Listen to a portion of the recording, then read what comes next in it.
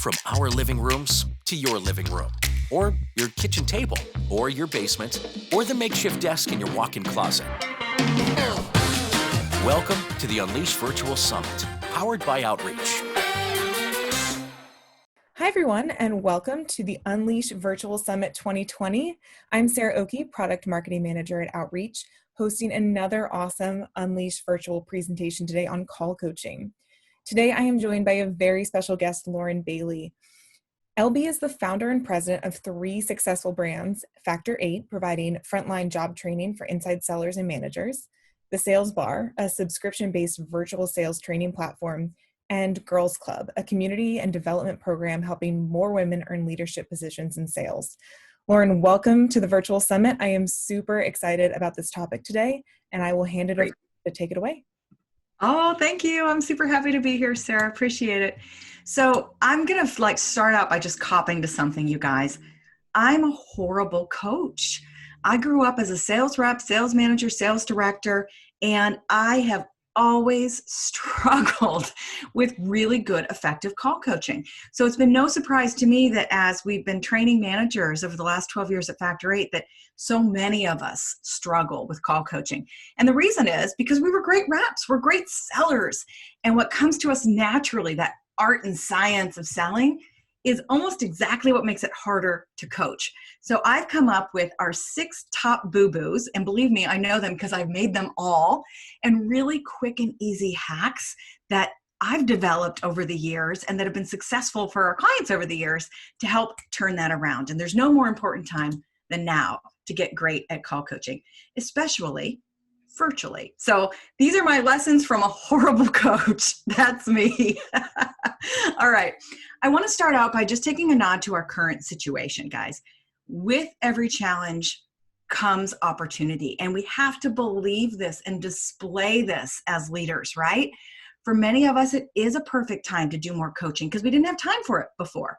For others, we're focusing on coaching because we know we're going to need some better performance. It's not a quantity play anymore. It's going to be quality. And whenever we're on the other side of this, we need to have some good performance fast. And the other thing I hear from folks is we're focusing on call coaching and skill development right now because it's one thing that we can control. Everything else is up in the air, but our own development and engagement with our teams is something we control. So no matter what it is, I applaud you for working on these skills and engaging your teams, because as leaders, we have to get beyond survive and into thrive and show that to our teams. So I'm going to spend a couple minutes giving some virtual tips first, and then we're going to dive into the 6 boo-boos. And I hope that's helpful for everybody. One of the things that somebody asked me to prepare recently was, well, when do I coach? And one of the struggles we have when we're coaching is that we feel like we're doing all the heavy lifting during that time period. My reps don't know what they're doing. I can't ask questions. They don't know the answers. So I wanted to talk about the difference and when to use these virtual vehicles, meetings, trainings, and coaching. So we're having a lot of meetings right now, right, with our teams, probably starting with leadership meetings about how we're attacking this and what our strategy is during this crazy time. So leadership led at the meeting, we're presenting new information, the who, the what, the why. It's mostly one way with a little Q&A. Then the step that a lot of us skip is that training step. So I've heard leaders say for years, I've told my team 1,000,000 times and nothing's changing. That means we're skipping the training step. So training takes longer than a meeting. If the what is our strategy in sales and marketing during COVID-19, the training is the how. Let's talk about leading with empathy. Well, the training is going to dig into how to do it. Listen to some calls and rate them. Write some sample messaging. If the meeting's 30 minutes, the training's probably 2 hours. We're doing role plays. We're getting involved. It has to be based on adult learning concepts, which means the people in the room have to share. They have to self-discover. You have to do some activities. They got to touch it, feel it, smell it, and practice it in those role plays. So it's facilitator-led. And then the perfect 1, 2, 3 punch when you're looking for sustained behavior change or skill development is to follow it up with call coaching. So we define call coaching as a call being present, as it being questions-based, that's what makes it coaching, and that people leave with custom feedback on the execution of those skills. So you can call coach in small groups. I think the limit is 3 because we need everybody to leave with custom feedback, right? Self-discovery, not just new skills. That's the training side. So when we take care of the what and the how in the meetings and the training, the call coaching really helps us focus on when to apply those skills and small adjustments to the execution. And that's when it really sings and we see lasting behavior change. So a couple of virtual tips, some best practices. If you're doing virtual meetings with your team, we all are, right? Ask nicely for video. You can use this with your contacts when you're doing sales meetings, and especially with your team. If you haven't already, you need to see the background, guys. There's some weird stuff going on back there as managers. So ask to do video meetings. And then, by the way, pause them after a while, because back-to-back video meetings are exhausting. Ask your teams to close their emails and chat, right? If you're having a meeting, we want focus on the meeting. Encourage your reps to share their screens, not just one way. And set expectations for participation. Let them know you want everybody to come off mute and share. You can even use some of those virtual tools like chats or raising hands. And if you've got some silent folks, go ahead and call them by name. That's going to help increase the engagement. Nobody likes doing a virtual meeting with crickets in the background. That's not what it's supposed to be about.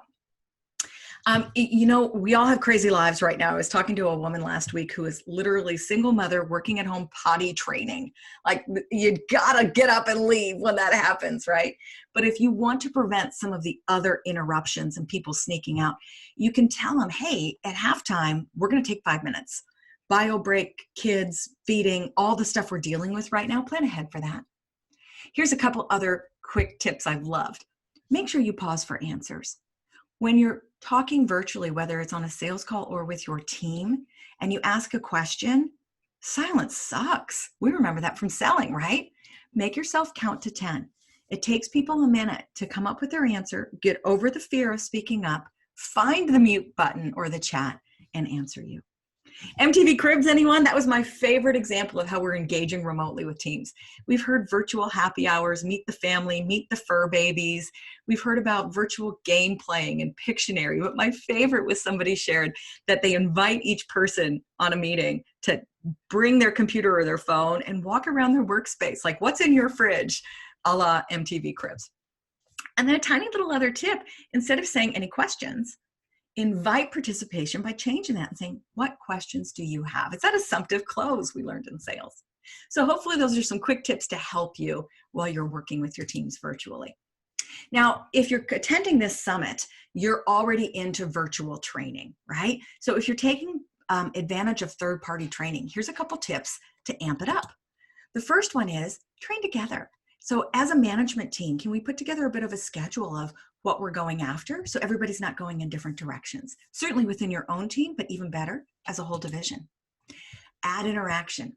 That's what's missing a lot of times from virtual training, right? This is one way. Sorry, that's how it is. We have wonderful ways that Sarah and the team at Unleash have already added interaction with the Ask Me Anything coming right after this session. But you can do that too. Set up a pre-call with your team and talk about what you expect, and a post-call. What were your takeaways? What actions are you going to take? How can we apply this to our situation? And that's what the rest of the tips are. It's about application. That's where really that one-way training sings, when we add reality. Could we add a role play to it? Could we talk about individual messaging and how that applies to our company? Could you add some scenarios?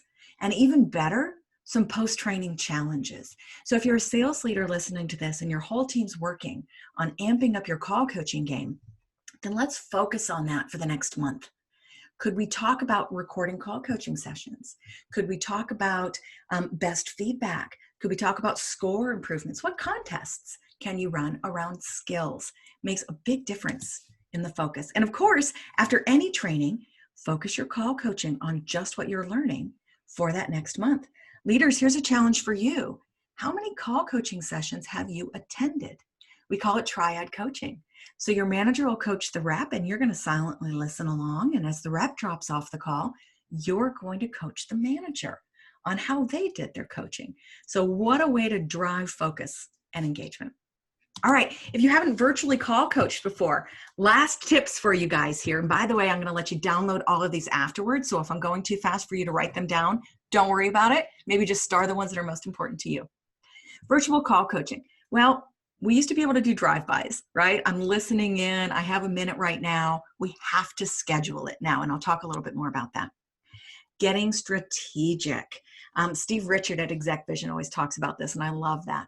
What and why? What's the goal? What will we see in the numbers? What are we trying to improve? So come together and set that goal. Then you can define good in a scorecard, even in keyword trackers in some of your remote coaching tools. And those systems can help you quickly then surface good calls or bad calls. You want to combine using call recordings, asynchronous, and ride-alongs, synchronous. Okay, it's really great to get real-time feedback. I personally have to use recordings because it's so hard for me to not interrupt a live call, right? There's that sales rep in me coming through. If you have recordings, couple quick tips. Download it from your system first. You'll get much better playback.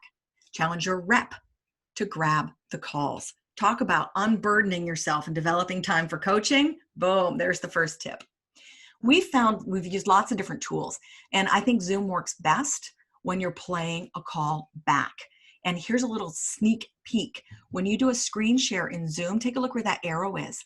At the bottom, there's a little box that says use computer sound. There it is. Now it's going to play through Zoom instead of through your headset. And that's the key if we're listening to a call together. Have your reps pick the calls before the coaching session and choose the call sections or even the whole call based on the goal. Hey, we're working on X, Y, and Z skill. Bring your best and bring one you want coaching on. Have it pre-marked in the system based on the section where you'd like to have some input. If you don't have recordings, we've got to schedule joint calls. Your job, your challenge is to stay on mute, not barge in, and then stay on that call and do the coaching right afterwards. You can also do role plays, obviously, right, to do some sort of scenario-based coaching. And one of the things I love to do is involve two reps. Let one play the customer and the other play the rep. You'd be surprised how much learning there is in really putting on that customer hat during role plays. And then you guys can all switch roles in triad coaching. So I know we're all working virtually right now. I hope some of these tips help you. Now is the time to do call coaching and more virtual interaction, and hopefully those are helpful. You can download all of this. I'll share the URL at the end, but you can write it down right now, factor8.com/coaching.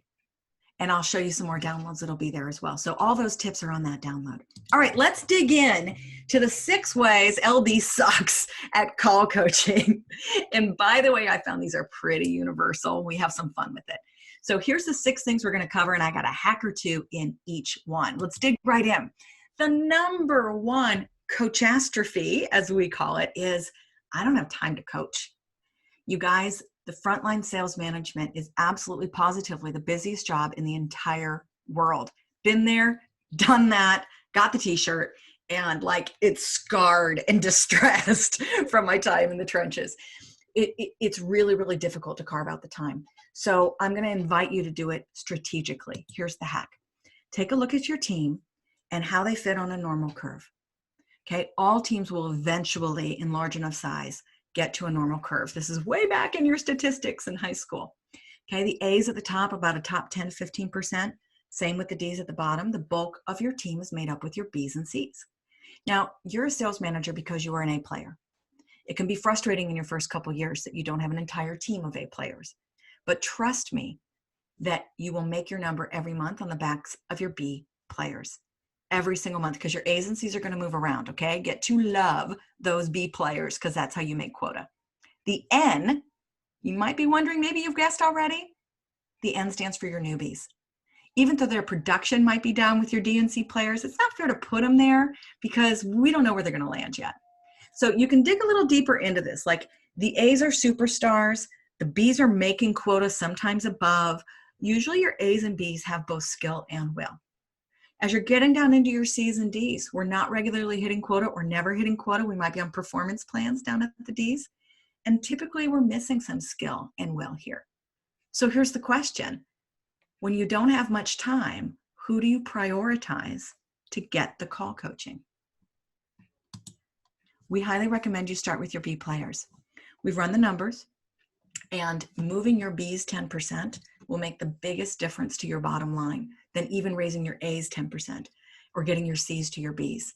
Move those B's up 10%, and the difference is really, it's concrete. You will see the difference in your numbers. One of the biggest mistakes we see here is that folks go to their D's first, and we're coaching the squeaky wheels. I'm not saying they don't get any development, but folks, they get the least amount, right? They need to show the will before you're willing to give your time on the skill. So there's a strategy in planning your approach, and I've got some downloads to walk you through that. Let's figure out where your team is. No, you don't share this. Hey, my C player, come on in. And then how many sessions we recommend as best practice. We subscribe to reality-based best practice, you guys, because even though people say you should spend 50% of your time call coaching, nobody has the time to spend 50% of their time call coaching. So we'll walk you through planning that out, including how do you put it on the calendar? Because week 1 is different than week 4 in a lot of sales environments, right? And that environment may even be different right now. So plan it out, then put it on your calendar, set those meetings with your reps, and put in your agenda what you expect them to bring. Here's a couple more tips on protecting your coaching time. Number 1, right now, it's not a line at our desk, it's our chats blowing up all day long. So when you've scheduled a call coaching session, snooze your notifications or let your team know ahead of time, since you have your master schedule, I'm in coaching Monday, Wednesday, Friday afternoons, go bother Kelly, or I'll see it when I get back. Schedule your sessions for 45 minutes. In fact, I'm trying to do this with all of my meetings in our new virtual reality because back-to-back video calls is exhausting, and we do have a crazy life behind the scenes. So you will thank yourself for that 15 minutes every hour. Push updates into one-on-one meetings or coaching time. So we know that when reps have a great call, they'd love to come and give you the blow-by-blow. And now they're doing it over Slack or calling or asking for a meeting, right? So there's this great line, hey, I've got 3 seconds right now before a meeting, or 45 minutes in our call coaching next week. So politely letting them know that the blow-by-blow is not part of my schedule right now. You can also ask folks, this works for leaders, ask for urgency and deadlines. When your boss reaches down and says, hey, I need X, Y, and Z report, and you're supposed to go call coach Joe, it's okay and encouraged to say, I have a call coaching session that's happening right now. What's the deadline for this? How soon do you need it? Get into the habit of saying that so that the fire drills don't interrupt your pre-planned time for coaching. So many of us got into leadership because we love developing people, but it's the first thing that goes because it's not on fire. Okay, so protect the time. And this is my favorite one on Slack. Hey, can you hit me back in 15 minutes? Sales reps are like water, folks. We all are. We will go the path of least resistance. So when I need to have a quick answer, I hit somebody up for it. And you're the go-to person, right? Now you can keep answering that for your reps and let your fire drills control your day. Or you can push back and say, I'm in the middle of something.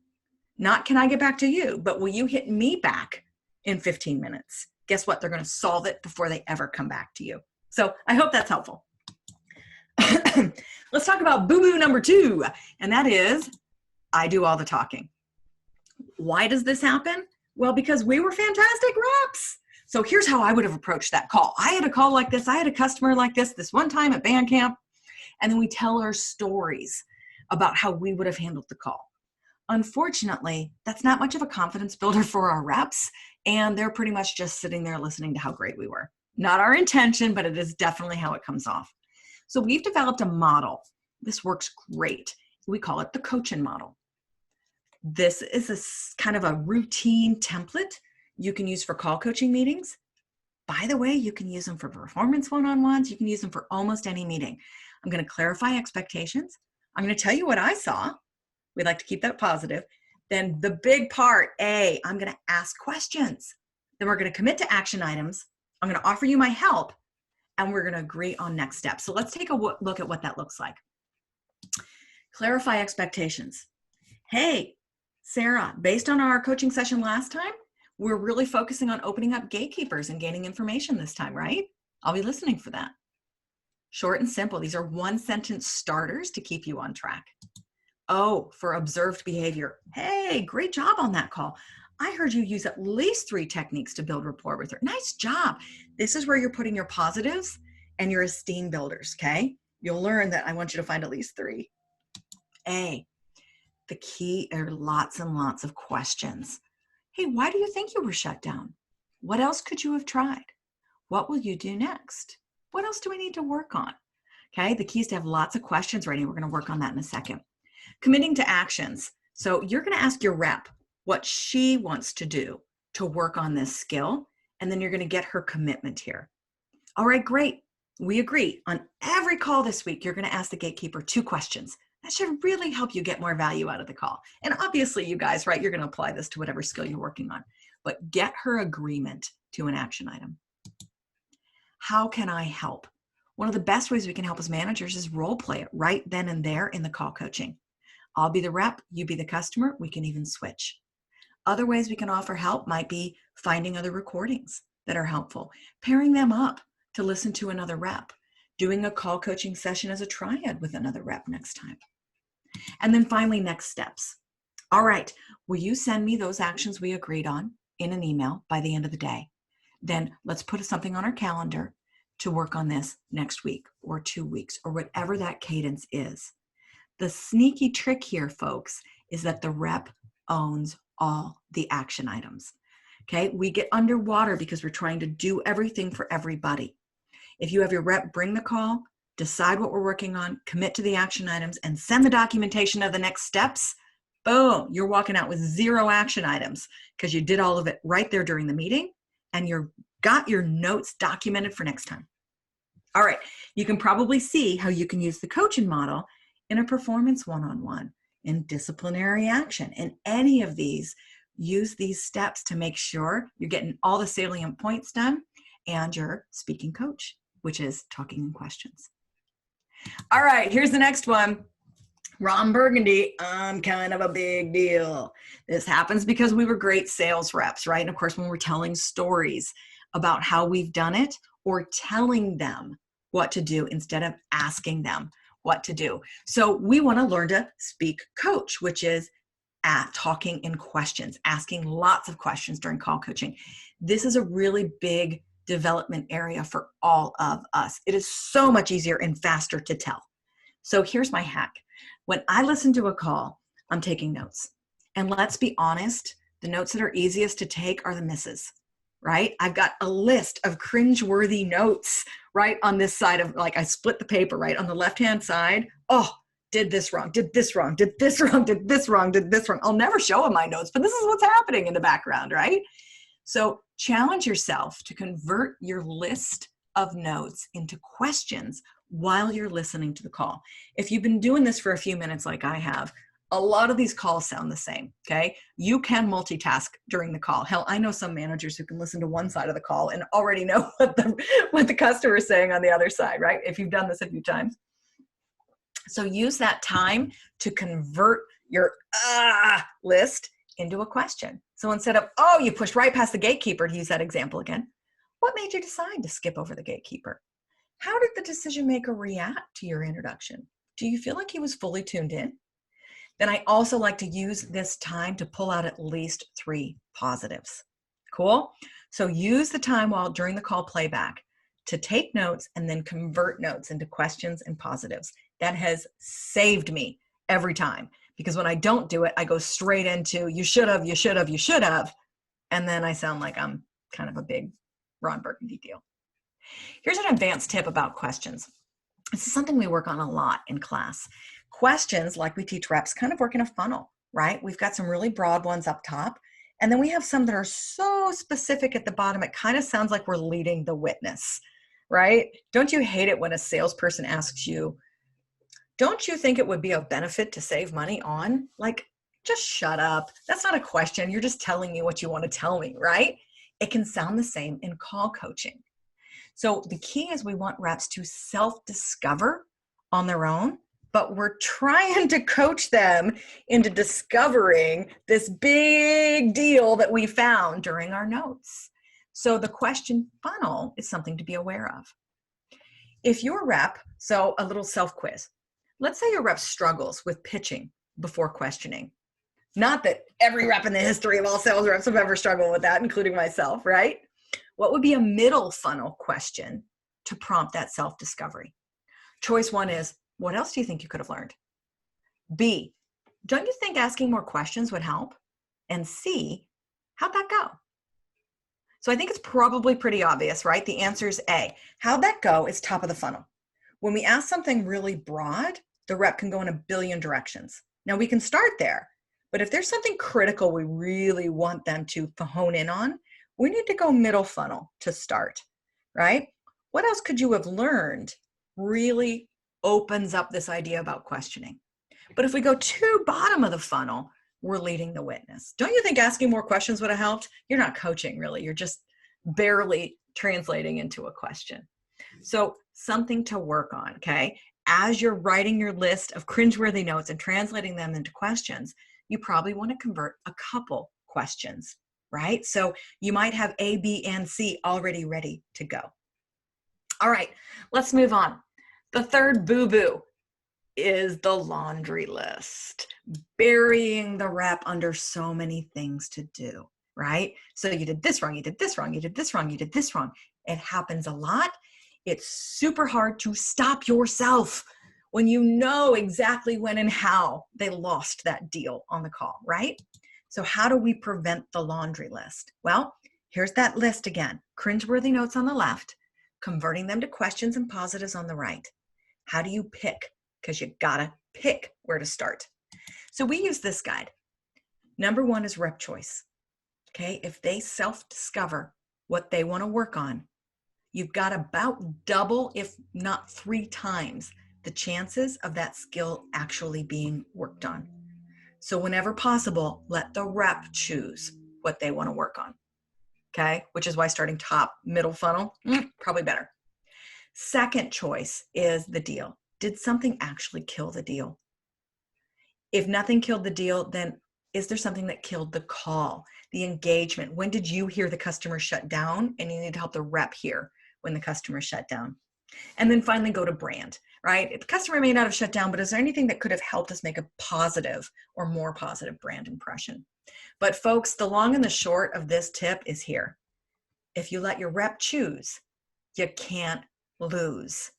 So get your list ready, hope and steer as much as you can to the one that you think is most impactful based on the deal or the customer or the brand.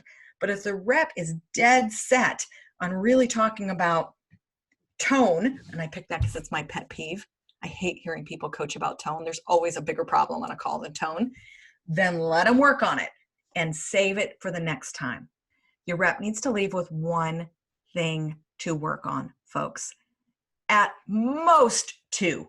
But if you find that you're giving more than that, you're succumbing to the laundry list boo-boo.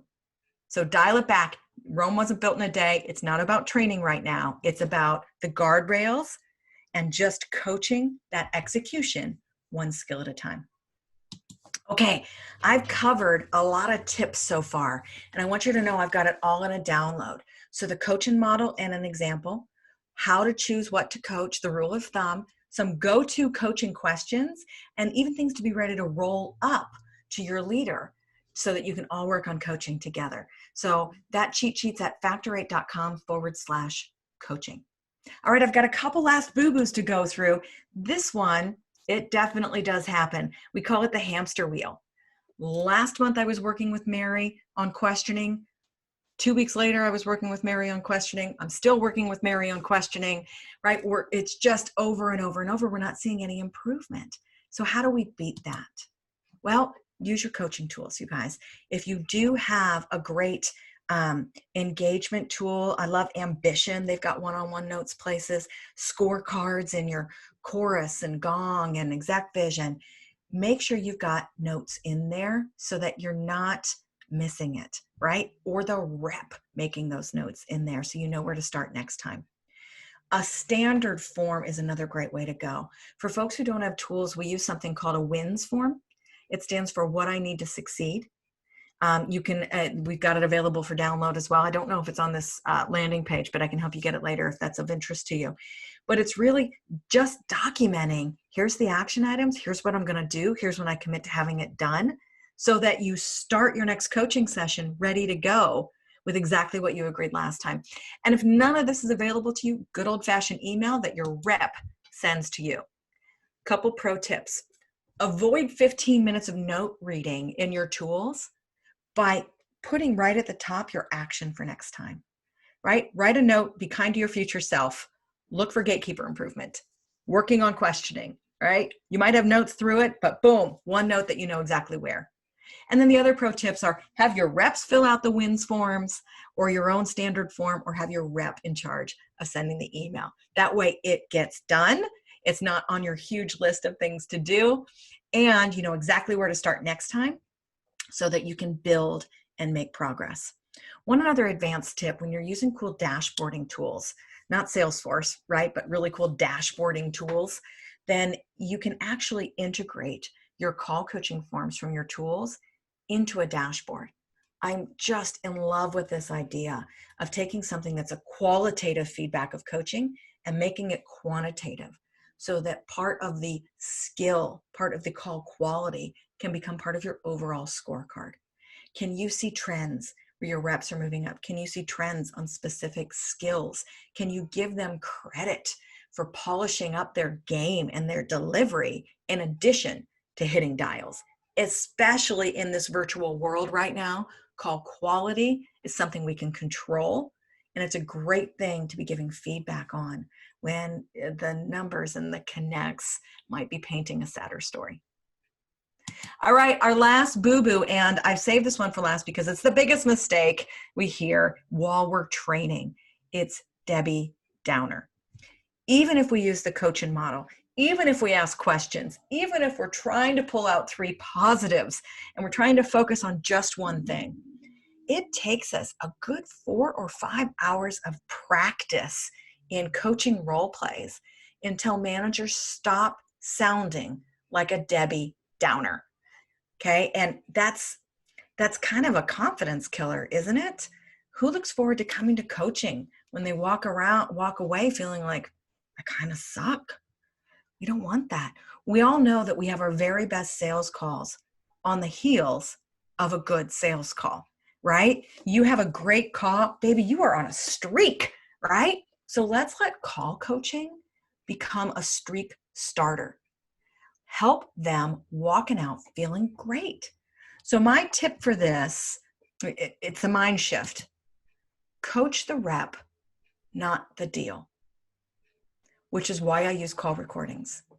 When it's live, I can't help but try to jump in and save the deal or tell them 10 things they need to do immediately to go back and save the deal, right? If it just happened. I like now picking calls from way back where we can just work on skills, because my job is to coach you and help you develop and build your confidence. It's not to save the deal. Mind shift, okay? Keep yourself focused on that. Your job in that session in those 45 minutes is to make sure that your rep walks out feeling like a freaking superhero. I can take on the world. This is where we build confidence, we build relationships and engagement with our reps. And if we go into a session focused on that, it's a whole different feeling. And it's the fastest way to speed through that coachastrophe of being a Debbie Downer. I got a couple final tips by the numbers, and I can't wait to see what questions you guys have. 3 attaboys in every coaching session. That is a minimum. 1 improvement item. I'd like that to be a maximum. 5 questions you're going to ask the rep. Just like you coach your reps to do on sales calls, you need to do the same in your call coaching meetings. You get 2x the skill improvement and implementation if what they're working on is their idea. And then when you look through our recommendations, you'll see that the average coaching sessions per month are about 1.5. More for B's and N's, little less for A's and C's. D's are going to get once a month. Sometimes they're going to get groups. Sometimes they're going to get paired up with other people. We can handle this. People who go out and say, I'm going to coach every rep every week are setting themselves up for failure and their reps up for disappointment, because missed coaching sessions are even worse for engagement. than not scheduling it in the first place. And then the other big tip is zero, and that's 0 action items on your plate when a rep leaves coaching. Don't bury yourself in all the to-dos or you'll never get back to it, okay? What you're bringing to the party is your expertise, your presence, your confidence building, your questions, right? And your encouragement. All right, don't forget the downloads. 3 of them out there: the call coaching cheat sheet, the strategic planning form, working through your reps, A, B, C, D, N, and the virtual training and coaching tips. I'm really excited to get your questions. So 3 o'clock Pacific, it's the AMA or Ask Me Anything. Let's dive in. Let's talk virtual. Let's talk coaching. Let's talk about why I suck and how I'm working on it and what we can do to help you as well. If you'd like to connect, and I'll also share where you can get some additional free training during that session. So make sure you join me. I hope that you'll connect with me right now on LinkedIn. Let's be friends there. We share lots of tips. There's my email address, phone number, and then 3 websites of the 3 different things we've got going. And one more time, the place where you go get your downloads, factor8.com/coaching. Cool. Can't wait to talk to you guys at the AMA.